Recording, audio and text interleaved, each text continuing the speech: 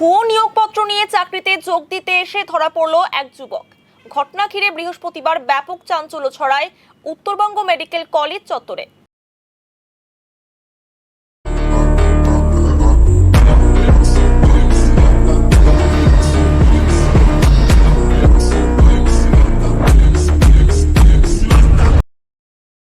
এদিন উত্তর দিনাজপুর জেলার রায়গঞ্জের বাসিন্দা মুস্তাক আলী একটি ভুয়ো নিয়োগপত্র নিয়ে উত্তরবঙ্গ মেডিকেল কলেজ ও হাসপাতালে গ্রুপ ডি পদে চাকরিতে যোগ দিতে আসেন।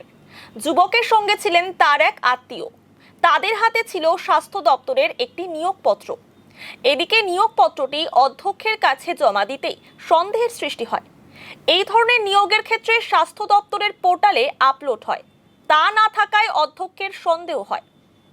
এরপরই তাদেরকে আটকে রেখে মেডিকেল ফাঁড়ির পুলিশকে খবর দেন অধ্যক্ষ। পুলিশি জেরায় মুস্তাক আলী এবং তার আত্মীয় ইমরান আলী জানায়, 1.5 লক্ষ টাকার বিনিময়ে নিয়োগপত্রটি কিনেছিল তারা। শুক্রবার ধৃত দুজনকে আদালতে তোলা হবে। এর পেছনে কাদের হাত রয়েছে তা জানতে ইতিমধ্যেই তদন্তে নেমেছে পুলিশ। অন্যদিকে এই বিষয়ে উত্তরবঙ্গ মেডিকেল কলেজের অধ্যক্ষ ডক্টর ইন্দ্রজিৎ সাহা জানান, ভুয়ো নিয়োগপত্র নিয়ে এসে চাকরি হাতানোর চেষ্টা করছিল এক যুবক। তাকে পুলিশের হাতে তুলে দেওয়া হয়েছে। পুলিশ যা বলার বলবে, যেখানে যারা তদন্তকারী সংস্থা যা বলার বলবে, আপনি তদন্তের স্বার্থে এখন কিচ্ছু বলা যাবে না, তাতে তদন্তটা ব্যাহত হবে আমার যে ধারণা। এটা একটু আপনি দরকার মতন পুলিশকে জিজ্ঞেস করবেন, পুলিশ অথরিটিসকে, কারণ যেহেতু এটা আন্ডার ইনভেস্টিগেশন আছে, এখন কিছুই বলা সম্ভব না, বলা উচিতও না।